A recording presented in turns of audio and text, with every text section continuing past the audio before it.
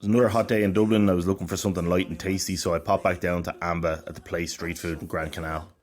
I've had their pittas before and I have to say they always hit the spot. This time I went for a mix of chicken and falafel. It's a perfect little pocket layered with plenty of protein, veg and sauce. Chicken is seasoned in that delicious Amba sauce. And I've often popped down here just for a portion of falafel. It's probably the best falafel I've had in Dublin.